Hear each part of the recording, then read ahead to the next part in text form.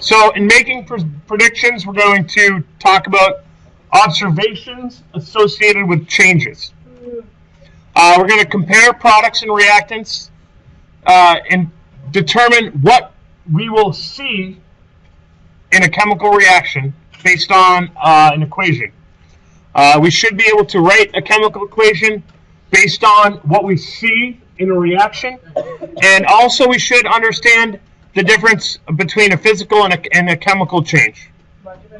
I don't know. Should I change it? I'll change that. Chemical. So let's consider these following reactions. You don't have to write them down. We'll take them one by one. So That's just what he said. And let's consider them individually and what we're going to see with the products and the reactants. So let's take dissolving first. So you should write this down. So dissolving is when a substance goes from a solid phase and it's mixed with a liquid, normally water, and you form a mixture, which is an aqueous solution.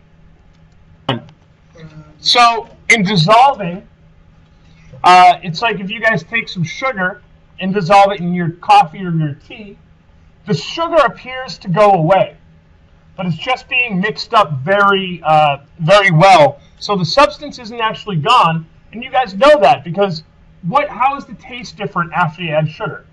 It's sweet. So that's evidence that the sugar is still there. And if you actually boiled off the coffee or let the coffee evaporate, you'd have this sugary mess on the bottom of your teacup. So exactly. So, but it's a solution. So we start with a solid. So this is helping us figure out what we observe. We start with a solid and then end with an aqueous solution. So starting with a solid and ending with an aqueous solution. Okay? So that's what we'd see. Our reactant is a solid, our product is an aqueous solution. So we would expect to start with a solid, end with a solution. Okay? Uh-oh. Going on. Precipitation reactions, not rain precipitation, is when a solid substance forms an aqueous solution and a solid. Oh, you know what? I messed up right there. It should say form when. Oh, no, that's fine. When a solid substance forms from aqueous solutions.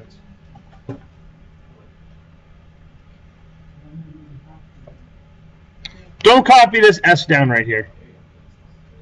Okay. A precipitate is a solid substance forming from an aqueous solution or aqueous solutions. So you can mix two, or it can come out of one. So in this reaction, we start with two solutions. Everybody look up here. We start with two solutions and end with a solid in a solution. Everybody look up here. Look up here, everybody. Stop writing this down and look up here. If I say look up here, that means look up here.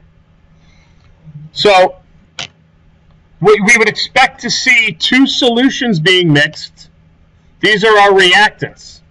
And we form a solid precipitate in the solution at the end. So sometimes they can look like a very cloudy liquid or almost like a powder is in a liquid. That's what it normally looks like. Sometimes it can look like crystals being formed. Okay? Another example is bubbles. Okay? Look up here. Look here and don't look up here right now. Eyes on the board. Okay? Look up here. So when we form a gas from solution, we expect to see bubbles. So in this reaction, we start with a solid in a solution, indicated by the S and the AQs in the reactant side. And we end up with a solution and a gas. Solution and a gas in the products. So we would expect to see solid mixed with a solution in the reactants and form bubbles in a solution, because that's what we see in the products. So why don't you guys, let's take a second to predict what we'd see in these following reactions. Just take a minute. You guys can write these. We'll take a second and go through these. In reaction number 1, we see our reactants are both aqueous solutions. So what we'd see is we're mixing up 2 solutions. Our products are a solution and a solid. So we would expect to see a solid forming from mixing 2 solutions. What did we call that before? Let's go back. A precipitate. So whenever you see a solid forming from solutions, that's a precipitate. Okay? In the second one, we're also taking our reactants are both in the aqueous phase. So we're mixing 2 solutions, but what's different in this case, we're producing a solution, a liquid, and a gas.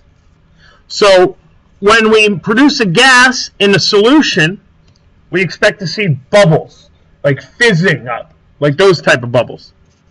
The last one, oops, we see a solid, we're adding solid, and we're ending up with a solution, because our reactant is a solid, and our final product is a solution. What do we call that? It's going to disappear. Not disappear, what's the word? Dissolve. Dissolve. Because it's still there, but it's just in solution. And there's evidence, like we said, like salt water. How do we know the salt's in there? Salty. You can taste it in the water. What else? What's another way? Evaporate the salt water. Yeah, if we let it evaporate, like when you come out of the ocean, and you might notice that after you dry off, there's little salt crystals on you. And yeah, and it feels weird. You're like, ugh, there's salt all over me. And if you lick your skin after you go in salt water, it tastes very salty. Yeah, if you like swallow it, like if you're in like the ocean or something. Any questions? Good. Moving on. Can we do the lab now? Yep. Let's take a look at our objectives one more time.